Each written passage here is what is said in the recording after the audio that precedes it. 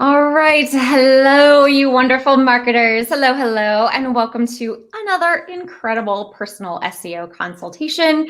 So does anyone else keep thinking that it's Friday or is it just me? I'm Diana. I'm the social media and community manager for the SEO unit here at SEMrush.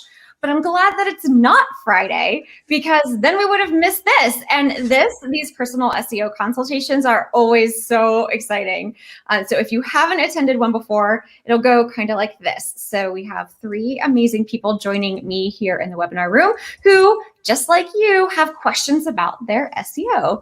Who doesn't, right? We'll get to know them a little bit better here in a minute because you don't want SEO advice from me. No, we always bring an amazing expert to help guide everyone down the path to success. So today, I am very happy to have someone as snarky and sarcastic as me on board. He's an ex-Googler with a PhD in microbial genetics. And yes, I had to Google that one myself. And as you can imagine, his tweets are quite diverse. He's the founder of Deliberate Digital and Blockmetry. So please welcome Pierre Far. Hi. Hello, Pierre.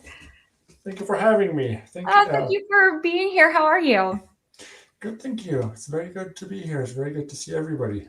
Yeah, so I'm going to put you on the spot for a second because I'm really curious myself to hear your answer to this question because you have such a fascinating background. But tell us one fun fact about you that I can't find by Googling you.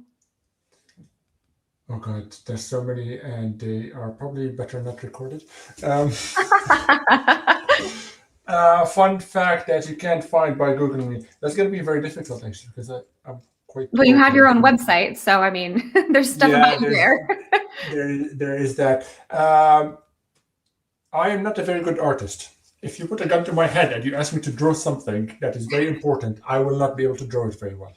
So yeah, we'll not talk about why that is important in my life. Why it was important.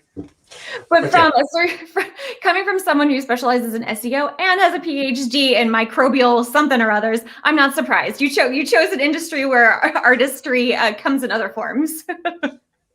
Yes, I have full respect for people who can actually put their thoughts drawing something on paper or on canvas or whatever format that they use. I have top respect for that. I completely agree. Okay, so like I mentioned before, we have people joining Pierre and I here in the webinar room, and they are just like you because they have SEO questions. So let's get to know them a little bit better. Stephen, why don't you start by telling us a little bit about yourself and your website or your business? Definitely, thanks. My name is Stephen. I am the founder of OrderWorks, and OrderWorks is a business management platform to help companies manage their sales, inventory, fulfillment, and it is meant to be a one-stop system for companies and their sales teams, as well as managing operations internally. So, in terms of the website itself, you're looking for some details on. Just kind of went through a new update recently, and try and get into technical SEO with the different aspects of the site. There's a lot of different aspects when you come from the world of software, when you look at building things that a lot of people may not have that advantage. So, for instance, all of my site is compiled down to static pages from dynamic content. So I try and make it serve up as fast as possible and get that Google Lighthouse score to as close to 100 as humanly possible. So I could keep going on and on, but that's why you have time let later. Others go. Yeah, we'll let others go. Well, OrderWorks sounds incredibly complicated, so it'll be an interesting site to dive into. So thank you for being here. I'm curious myself. Okay, so Stephanie, how are you? Tell us about you. Yeah, thank you. Yeah, I'm Stephanie. I'm from Stuttgart in Germany, and I work for Yves Rocher, which is a beauty and cosmetic brand, which is quite huge in Europe and especially in France. In Germany, it's not as huge as we want to be. And I'm used to work in content marketing, and now I'm new into the SEO world and try to get the content on our page as much as good as it can be to attach our future customers. And we have, of course, also problems with our core web vitals because our page is it grew over the time. It's not state of the art, but we're working on it. So will be a big update. And yeah, I'm looking forward to the call today. Well, I'm sensing a theme around updates already today. So this is great. We're all going to be on the same page. Okay, and Barry, how are you? What are you up to? And you're muted, buddy. I am Barry Krinsky. I'm the owner of Candyland Crafts. Candyland Crafts is a cake and chocolate supply company that's been around for around 35 years. I took over the company. They were actually one of my customers 4 years ago. And I have realized, kicking and screaming, that the growth really needs to be on our e-commerce site. And having a background in sales, but not in e-commerce, I realized that my salesperson is really my e-commerce activities. So we're looking to get a lot of help to really kind of expand what we're doing on our website. We have both a retail store, an e-commerce store, and we teach cake and chocolate making classes, both virtually and in store. And so we're really looking to expand that. And not knowing much about SEO, SEM, I've been frustrated in the process. Sounds like a familiar tale. So don't worry, you're not the only one. But now you're speaking my language, talking about chocolate and cakes. That sounds delicious. Okay, so before we get to the speed round, just a couple of quick notes. So each guest will have between 10 and 12 minutes to chat with Pierre. I am the official timekeeper. Seems like that's the one thing I'm just really good at. So keep an eye on me and my fancy hand gestures, because I will start to signal you as we get close to time. If we run out of time, well, then I'm just going to straight up interrupt. But I hate doing that, so watch my hands. In between each guest, we're going to answer your questions in the live chat. So keep those coming, because we can pose those to Pierre as well. So right on time, let's get started. Stephen, why don't you kick us off? Definitely. I mean, my biggest questions are definitely around link building. I mean, that seems to be just like this, use SEMrush, try and find different content ideas, got great content ideas, see how to link build. I go and check it, and it's like either the competitor did it or it's some no follow link type of content. And I'm like, okay, so where am I best focused to build the content? Is it just on my blog so that then it gets picked up by Google, and over time I'm adding more content around ideas of that? So let's start there. That's a very good question, and thank you for sending it, because most new businesses, especially people who don't have a background in SEO, have this kind of question. So I'm actually very glad you've asked that. You need to have two hats on. They're kind of related to hats, but like let's keep them separate just to reason a bit about them. One is the marketing hat, okay, and the other one is the public relations, the PR hat. Mm-hmm. What I'm seeing on your website right now, I'd like to share your screen, share my screen, and I'd like to show you what I call the 5-second test. And the 5-second test is actually a very, very good idea, where you show a page for 5 seconds and you flash it literally in front of someone, and then you tell them, what did you learn about this page? Might be disappointing. I think you know where I'm going with this. Yeah, with that laugh. I've seen this laugh before. Yeah. And so this is your screen now. This is your home page now. Okay. And in this 5 seconds, this is about 5 seconds. What do you see? What does this tell you about what this website is about?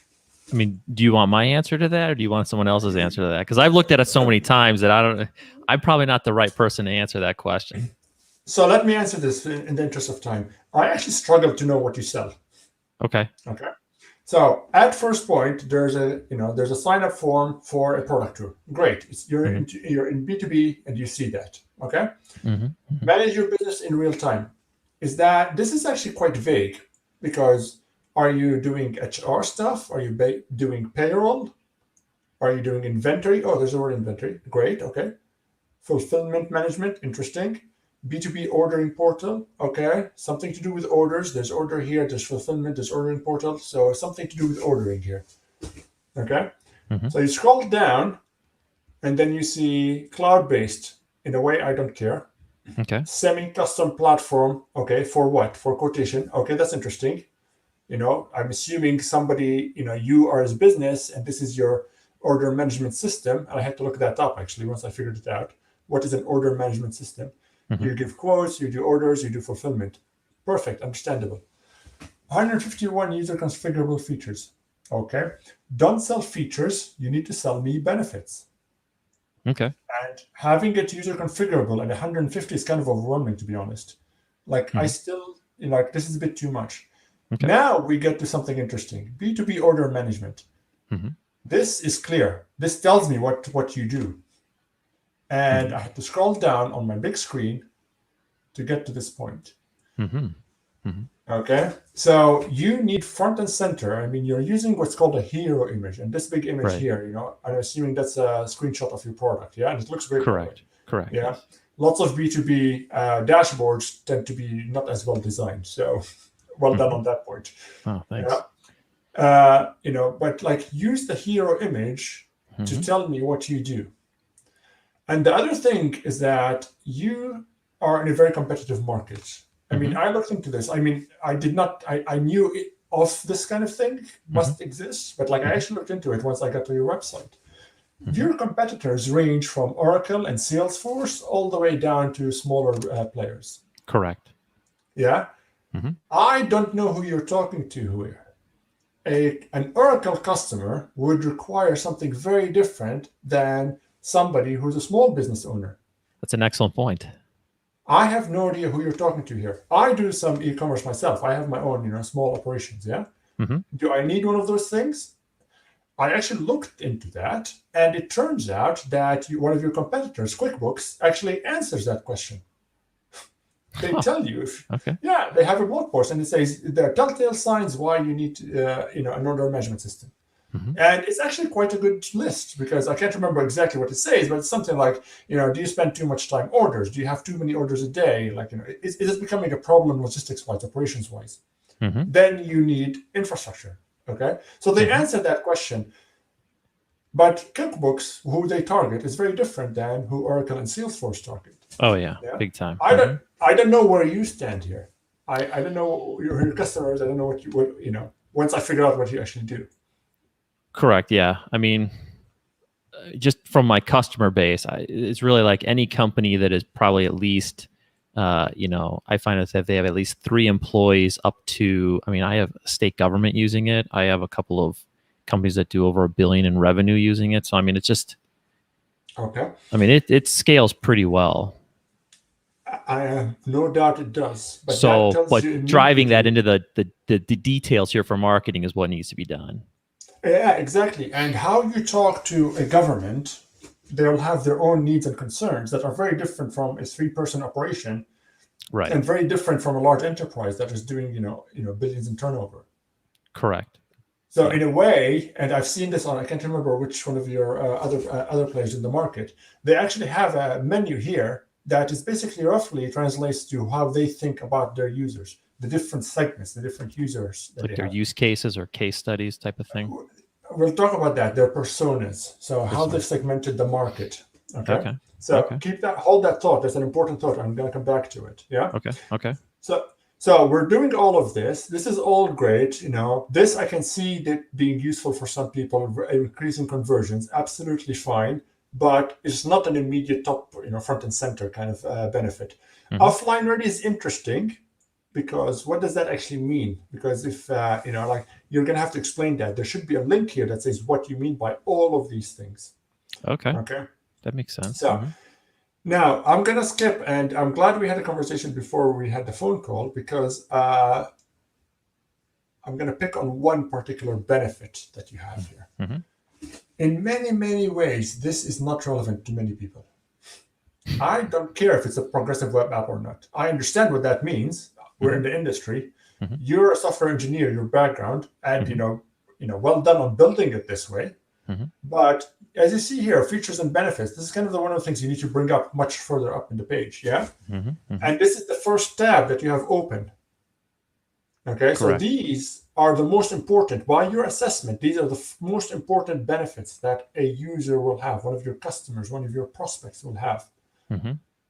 And do you really, really tell me that one of the best-selling things that somebody who is unsure whether they should try you or not is if you support dark mode or not? Good point.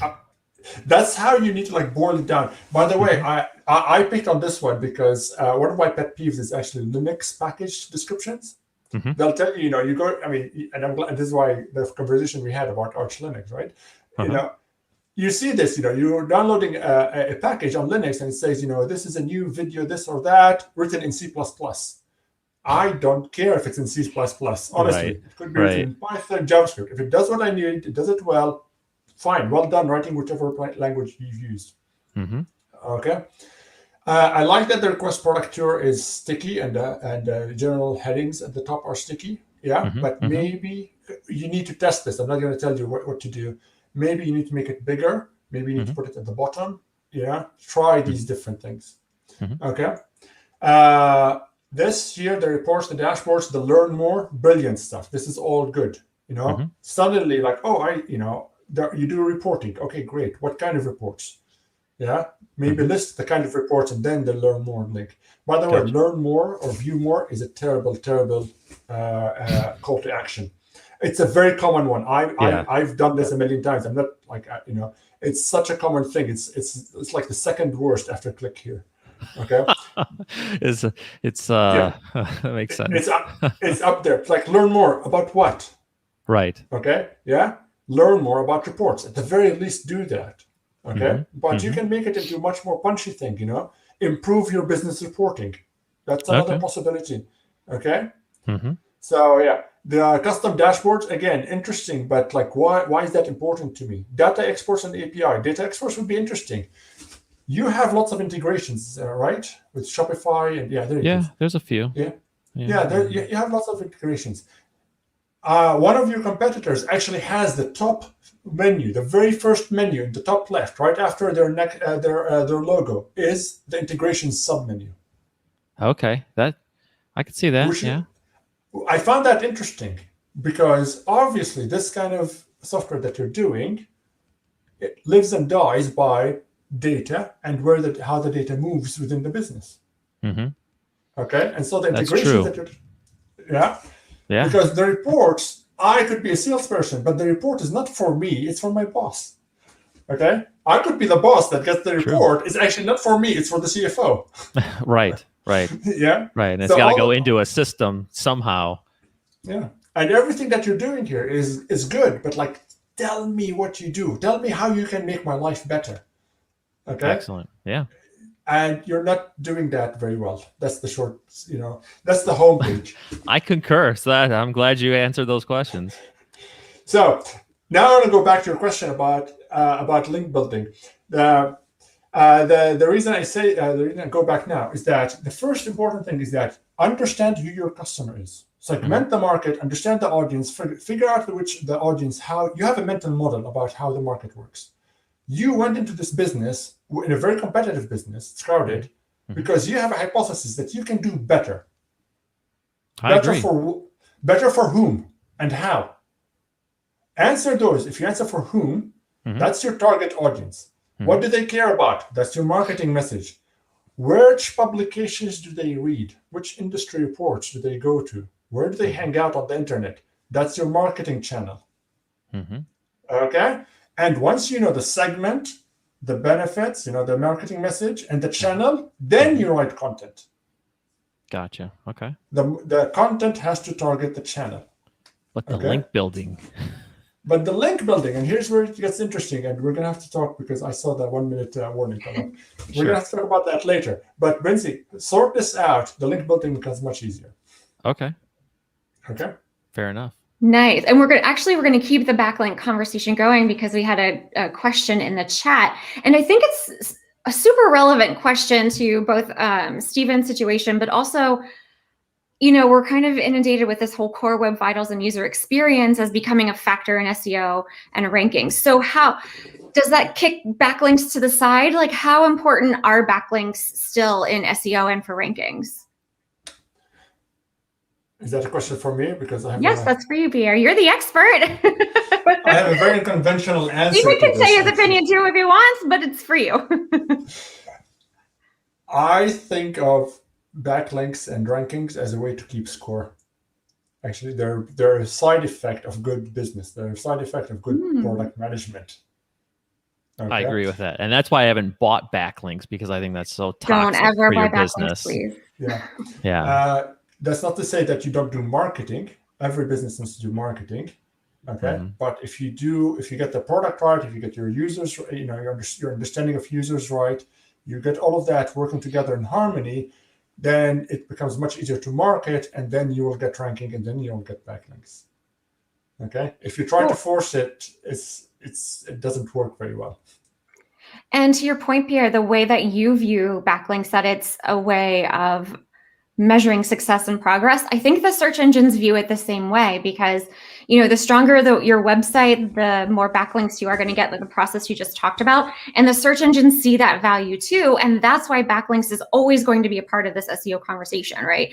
Because it's someone saying they trust this site enough to take traffic away from themselves and send them to you. And because you're so awesome, and, you know, people appreciate that, and the search engines appreciate that. So yeah, that's why they're a big factor. But always, the customer always comes first, right? Like you were saying, your audience, the channel, that always should come first. Absolutely, yeah. All right, so we're going to keep on going with the consultations, and we're going to go on to Stephanie's website. Yes, thank you. Yeah, we have a specific problem at the moment. We noticed that customers search less for brands, they search more for products. Like there's a search for solutions and not the brand. And we have problems being found with generic keywords. We almost got only found if they use the brand name, if they use Yves Rocher plus whatever, plus body lotion, plus perfume. And so our website seems to has a lack of generic keywords, but it actually doesn't. So this is a challenge we're facing at the moment. Yes, thank you for that. You've sent some other questions, and I'd like to answer one of them first before we dig in, if that's okay. And you asked a question about toxic backlinks to tie us to the previous conversation, right? There are two things here. One is that, are you 100% sure that these links are toxic? Are they actually hurting you? And it is very difficult for when you're outside of the search engine to actually make that assessment yourself. Okay? So the first thing I'm going to do is I'm going to question how you came to that conclusion. The second thing is that Google and the search engines, they actually spend a lot of time trying to decide if to write algorithms that make them decide if this link is worth it or not. Okay, and they tend to ignore a lot of things. Now, with that all said, if you are still concerned, there is a simple answer to that, which is you can use the disavow tool. Okay. So Google has a tool where you can upload a list of links or domains. There's this format. I'm not going to get into it now. And you say, if you the links from this domain to my website, count them for 0. Okay. And so you disavow them. So if you're really worried about links, that's the way to solve it. Okay. Assuming that you are convinced 100% that these links are hurting you. Okay. Right. I would urge you to be very careful, because you can actually hurt yourself by using this tool. The phrase I use is that you are aiming a nuclear bazooka at your website. Okay, because you can actually destroy your website if you don't do this right. Because I've seen people disavow too much, and then suddenly the website has so few links or nothing that then it's kind of like, what's the point? There's no links anymore to the website. So be very, very careful if you take this step. Okay. Google has a big warning sign in yellow about this, so heed that warning. Okay. Now, Thanks. The infrastructure of your website has a lot of problems with it. So before we even talk about the keywords on the page and the generic keywords, there's something not right with the way the website is functioning. And actually, I'm using a singular here. It's actually all 40 websites, because I counted there were 40 country domains that you use. Well, so I'm going to share my screen a little bit, please, because I'm going to show you some things that have caused me concern. Okay. Okay. So which one should I share? Which window? Let's do this one. Where are we here?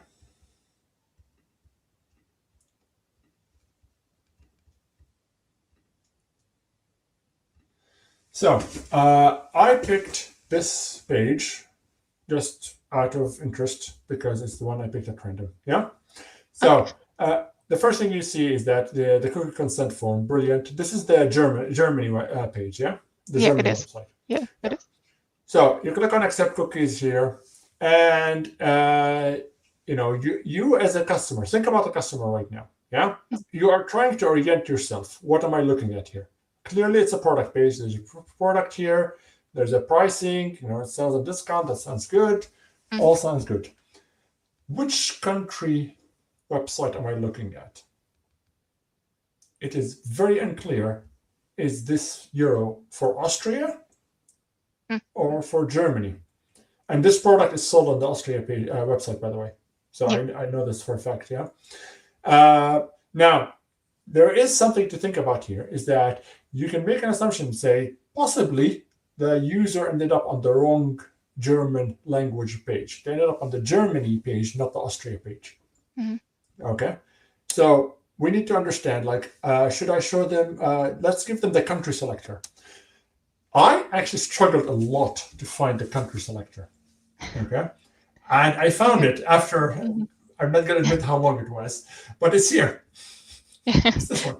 Yeah. Kind Most of of the hidden. It's not clear because I'm on the German language webpage, but I don't speak German. So if you need to speak the language of the person, so you can detect the browser language and show them the language in English that says, hey, you're kind of on the wrong thing here. Are you sure? Yeah. So let's assume it's this one here. And I'm going to pick one at random. And this is your Brazil page.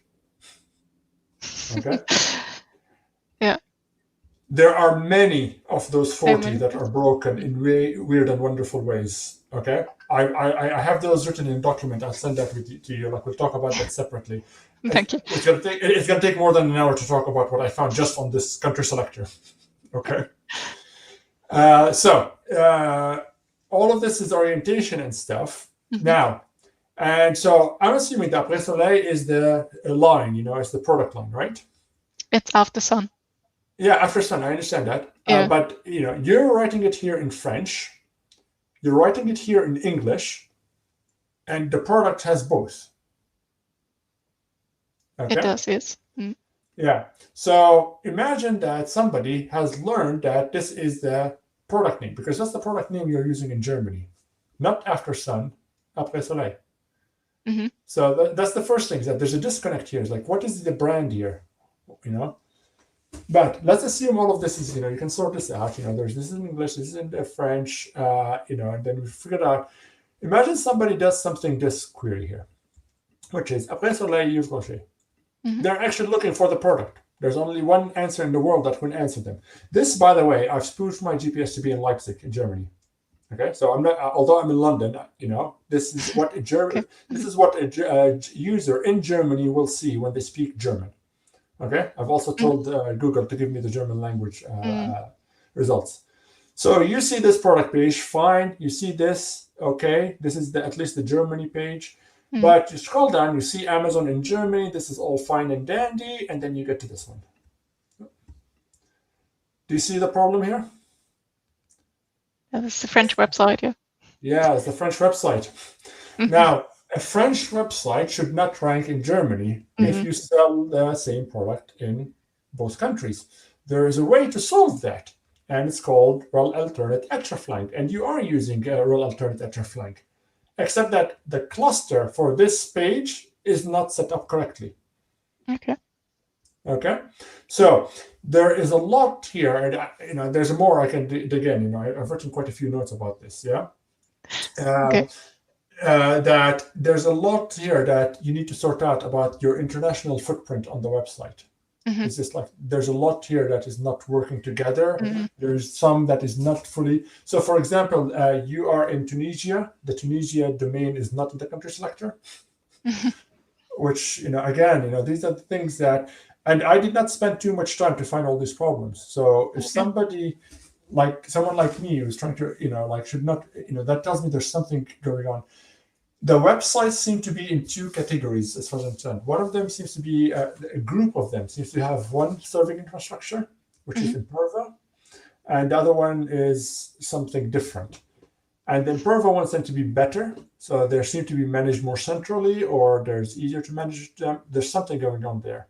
Yeah, so you're doing some things right, but you can do a lot more to polish your presence internationally. Okay. Now, about your question about keywords, any questions about this, by the way? Yeah. No. Okay.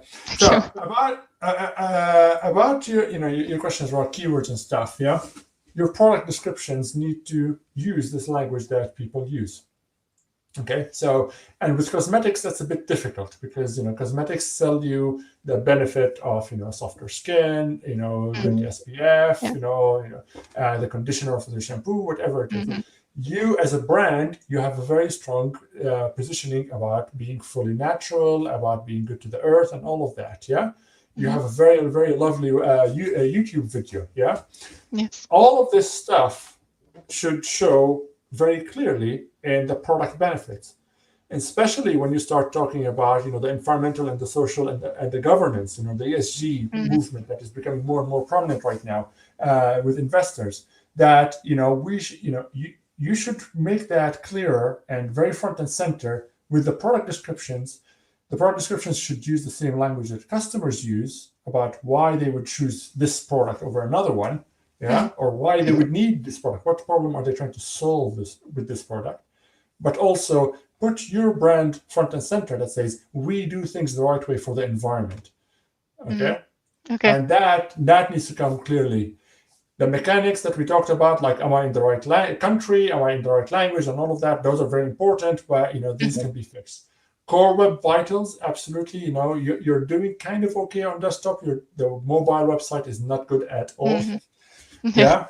So that but that's technical stuff we can talk about. But more importantly, get the content right on the web pages. Any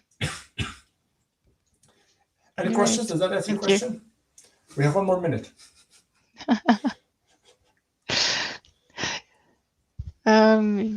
Yeah. How can I transport our message without using our brand name, like inflationary?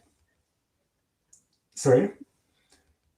And how can I transport our message without using our brand name over and over again? Okay, so this is where marketers need to go.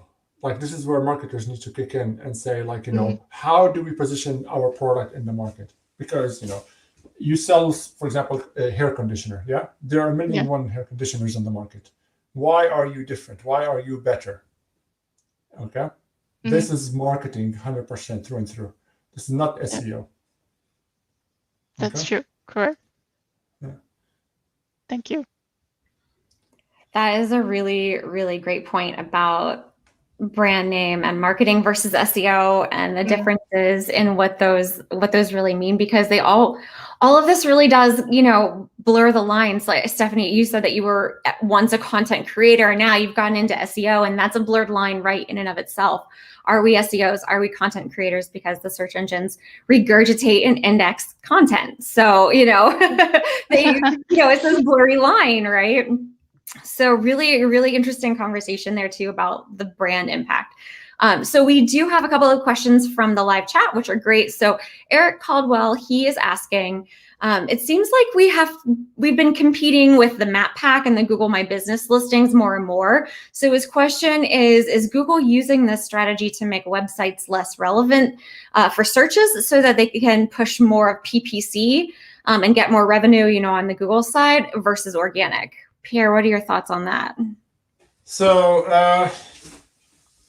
any search feature that you see in any search engine, it an algorithm. Basically, the way it works is roughly think of it as an auction.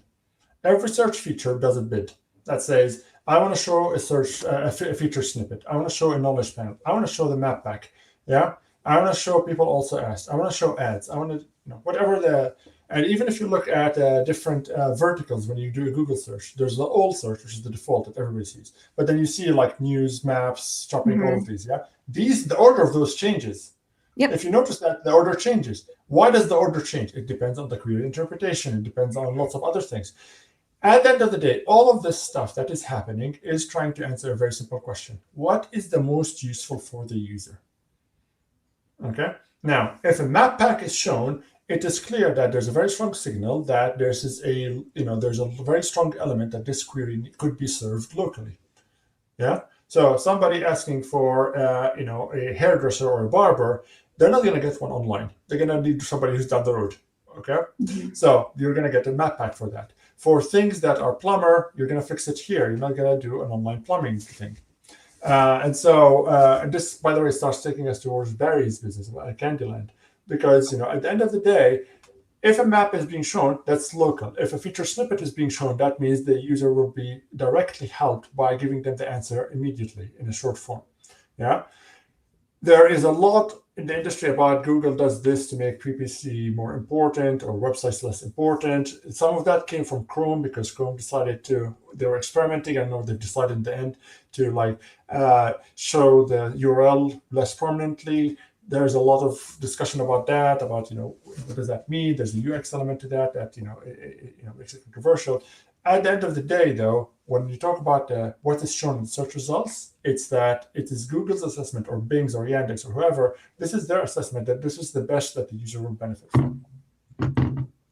Okay. So, that's interesting because you're and being an ex-Googler that's very interesting perspective, because I think sometimes we have a little bit of a jaded view of Google from this end. And, because of the whole position zero click, all of those kinds of new terminology that have come out in the last couple of years because of the prominence of SERP features, and Google kind of taking the experience and keeping it on Google. I think that's a really interesting question and a really positive response from your side. Again, being an ex-Googler yourself. So a feature snippet, there's zero position. With some of my clients, the conversation we have around that is that can we use that as a brand building opportunity? If you are seen as an authority that is strong enough that Google uses your content as the answer, I'm going to take that. Why? Because, even if I'm in retail and, if it says, Pierre's website, Pierre's SEO, Pierre's e-commerce website says ABC about this product, that's what people will remember. The other thing is that I can't remember, I think it was Stephanie who had a question about voice search. Feature snippets are actually what get read out by Google, the app, when you do a voice search query. And this is what people will remember, because if you notice that, you listen to an answer, because when you ask a question, it says, according to, that's the first phrase that Google says in response. And then according to, and it says the website name, and then it reads the answer. Okay? That doesn't get any better for brand building than this. I know. I was like, when you said the question, my head was like, yes. Like, it is a great opportunity for brand building. Yeah. Okay. So let's get to Barry's questions, because this has been such an interesting conversation and I'm ready to talk about chocolate. So let's move on to Barry. Yes, please. I would like to talk about chocolate too. It's better to eat chocolate than talk about chocolate. So if I get good response, then I'll send you boxes of chocolate. So Oh, my question relates to we have three different profit centers. We have a retail store, we have e-commerce, and we do conduct classes and seminars, parties and stuff to teach people how to do cake decorating and chocolate making, cookies, and all that kind of stuff.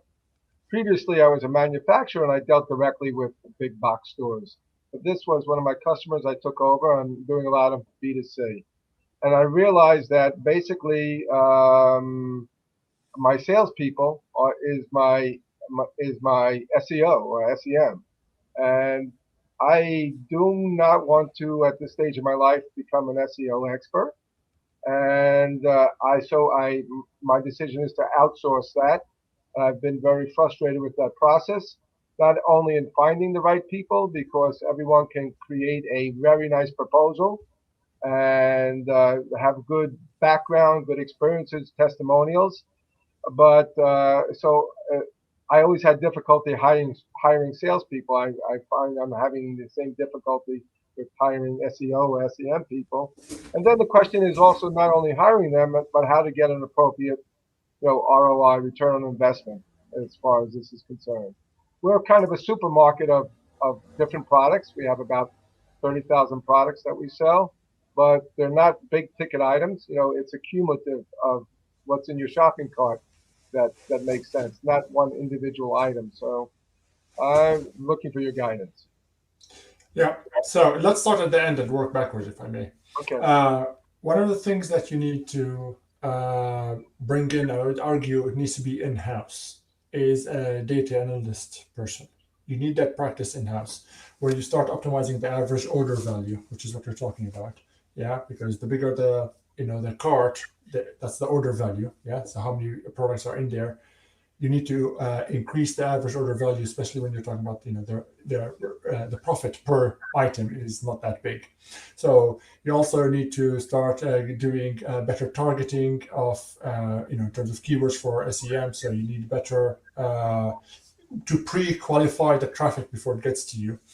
And the other thing is that in terms of content, you need to start explaining to people what they get, when they buy this, and we're talking about product descriptions, the imagery, all of those things. Yeah. So first and foremost, I would start thinking very hard about becoming more data oriented.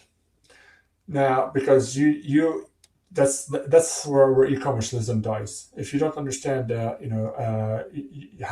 why people buy and how much you sell and how to sell more, you're not going to go for much. You're not going to go the distance with in terms of growing the business. Now, to go back to your other question is, how do you hire an SEO consultant? And I actually was a bit sad to see that question because clearly you have a big story to tell behind it. One day we'll do that over beer, okay?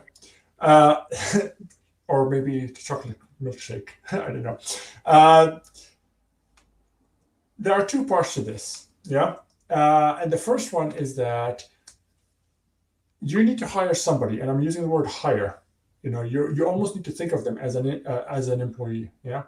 Somebody who understands and believes in the strategy, okay?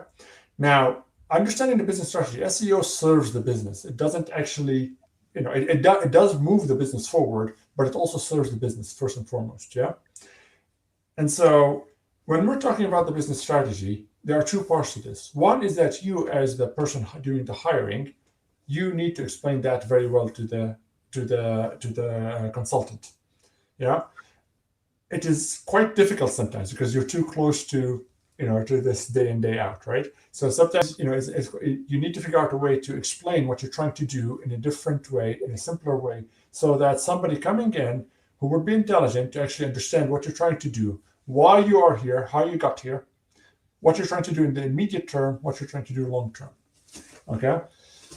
one of the first questions I ask all of my clients, whether they are a big public listed company or a small company, a charity, anybody, I ask them a very simple question. I say, how do you make money? Yeah. And that's not an SEO question. I tell them, sure, like, how does money end up in your bank account? And once they explain that to me, and how well they explain that, that tells you a lot. Yeah. Yeah. Once that's explained, that you know where SEO needs to fit in. Yeah. Because that's the thing you need to support. Now, you've talked about something very interesting, which is that you started doing something new because of COVID last year, which is doing these virtual classes, especially that you are doing something worldwide. Yeah. Fascinating. That's a brilliant move for a business, right? It makes sense. But you're based in New Jersey. Somebody in London doesn't know you even exist. Okay, so your problem is a marketing problem, like any other brand new business. Is that you're not a brand new business yourself, but this initiative is brand new. So your problem is that people don't know you even exist, let alone that you're good. Okay, so this is how you need to start. You need to do the marketing, you need to do the content, you need to get it right. You can do PPC ads that are targeted to the UK, targeted to each country you want to talk with. You might have concerns about time zones, so you might say plus or minus 5, 6, 7 hours, whatever it is that you're happy with from New Jersey. These are basically operational stuff that you have to answer, right? But this is where you say, this is my target audience. This is the language that it is. And, we're defining target audience by time zone here, which is not great, but, just to as a very rough cut. And then you say, this is what we're going to do. Okay, we're going to serve them by telling them that they're going to get this out of when they sign up to my class. Okay, and here, by the way, we've completely ignored the fact that you are a local retailer in New Jersey, and people come to you and you have very good reviews on Google Maps, Google My Business, so you're doing something right on the local level.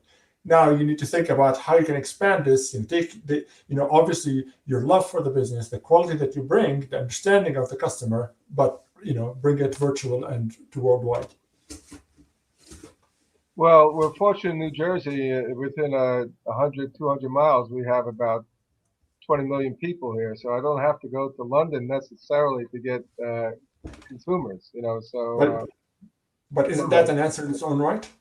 That's an answer in its own right. You're already starting to define that your customer lives within a certain range. Even though they're doing something virtual, you've already started to put a line on the map. Yes, correct. Okay, so that's one aspect for this. The other thing is that the consultant needs to get it. Okay, and sometimes in a way it's a relationship. It's kind of like dating when you're a consultant and a client. Yeah, you have to actually be happy with each other, and there's no malice if they don't agree with you. There's no incompetence if they don't believe you or they don't understand you. Yeah, it could be just that they're not the right person for you. So you're just gonna have to find someone else, and it happens. It's normal. It's normal. Well, find also the understanding of your product. Just as Stephanie was talking about her products, I was also in the soap industry too, and cosmetics. They don't understand the intricacies of what we're doing, and I don't expect somebody who does marketing to necessarily understand, why one particular brand of buttercream icing is better than the others and be able to write content for that. So my second question was, well, if I have somebody, how do we work best with them?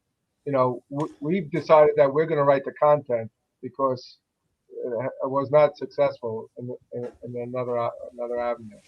They have to give me guidance on how to structure the contents to have the appropriate keywords and where to put those keywords and et cetera, et cetera. So structuring the content, a very simple way to think about this, and this is very simplified, okay, is that if you take a piece of content that says, I'm going to answer this one question, one big question, and you say, great, what is this question? That's kind of your title, your heading. But that one question, you can break it down into like 2 or 3 smaller pieces. These are your subsections in that content. And a very good way, although you don't necessarily phrase it that way, is that if each heading and each section, the 2 or 3 paragraphs below it, are a question answer. If you think of whatever content that you are doing as one big question, this is the topic, and then like question answer. When you think about it that way, that's a very good way to structure it. Okay. Mhm. We're talking here using writing content. Okay. And we need to stop thinking about just the written word. It could be an image. It could be a video. Okay. It could be a how-to bullet list. So for example, I can easily imagine like you can do lots of things about how to do something, because in cooking and how to make cakes, I mean, that's just fertile ground for how-to lists, right?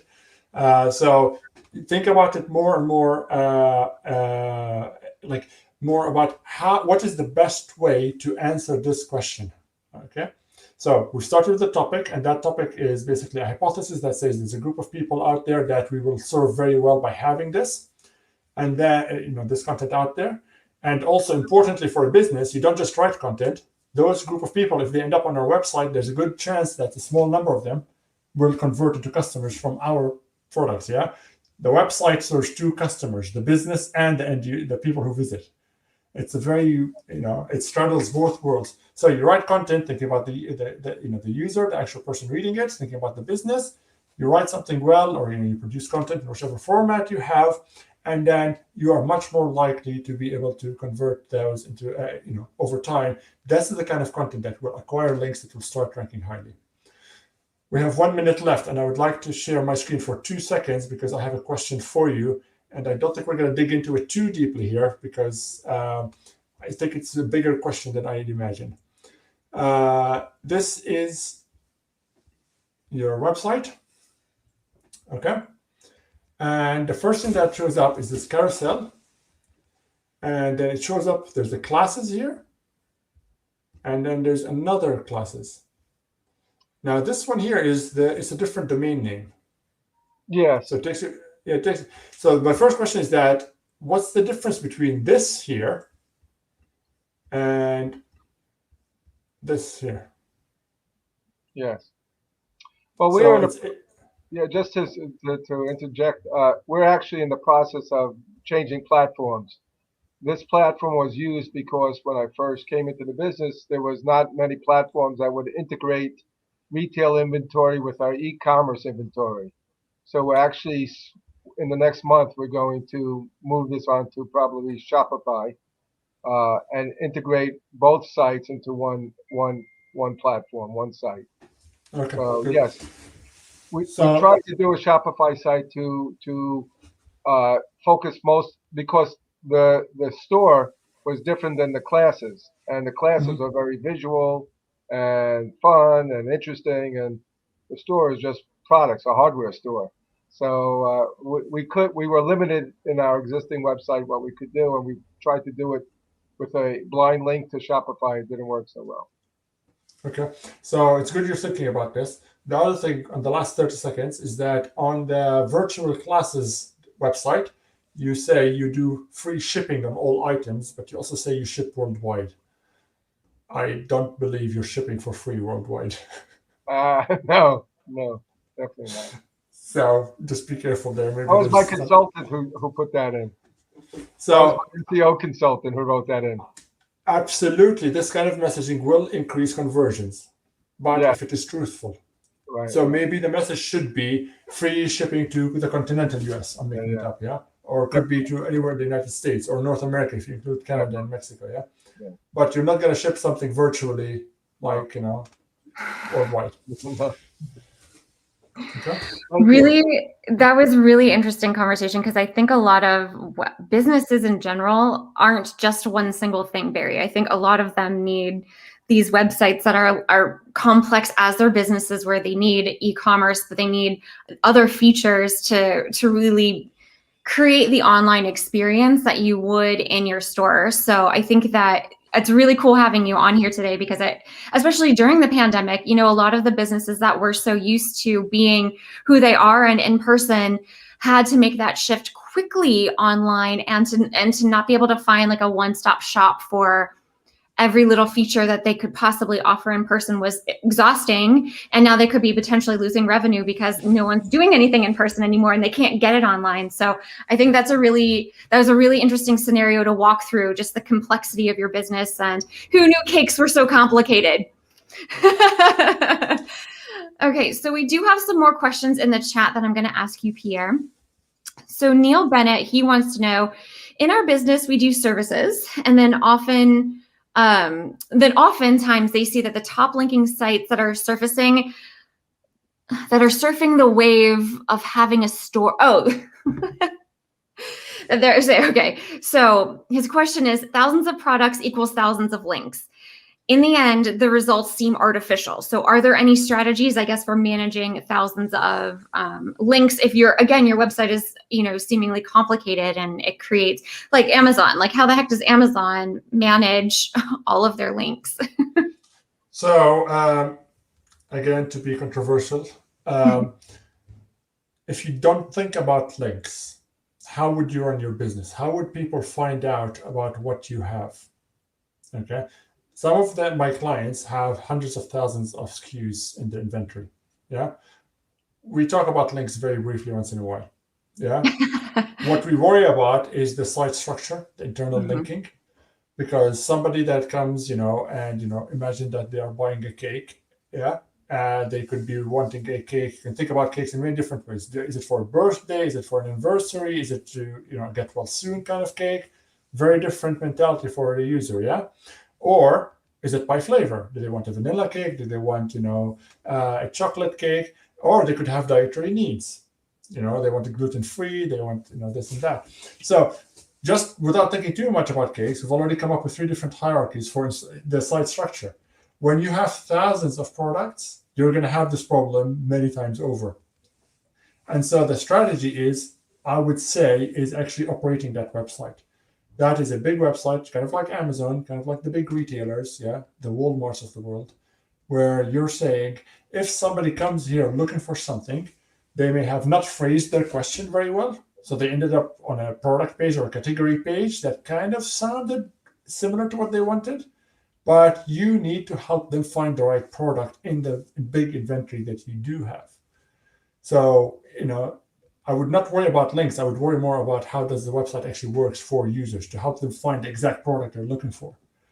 And though I think that, in my experience, like that is a tough conversation to even think, for someone to think about even at the beginning, because you get really excited, you're creating your website, but to even have the forethought to think that the architecture at that, before you even have a domain name or something, is that important because of that usability. So, when we talk about SEO when we talk about like SEO friendly websites too, like the thought about that starts at the very, very beginning of the whole process, because it does involve things like architecture and customer funnels and navigations and those technical elements that can be really tricky to implement after the fact. Content you can change, customer journeys you can change, but a site's architecture, that can be re-engineered, but it's a little harder. Big bucks. A little bit. Big bucks.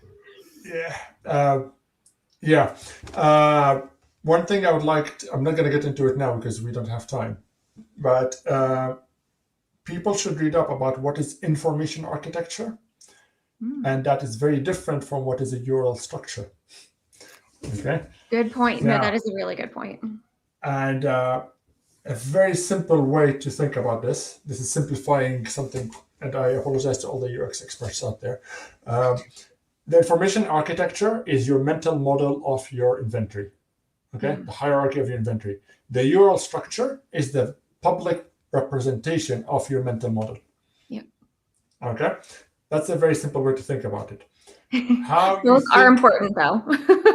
Oh, absolutely. And I'm asking people to go and read about this, as opposed to like taking 30 seconds of Pierre saying something and using that advice. It's not sufficient advice. I'll tell you that right now.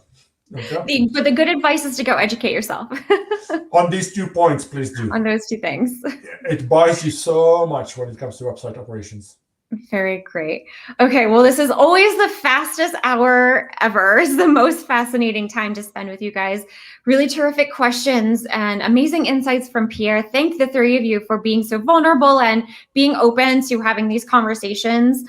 It's such a great way for marketers and business owners to learn from each other, and especially these real life situations. So thank you guys so much for sharing with us today.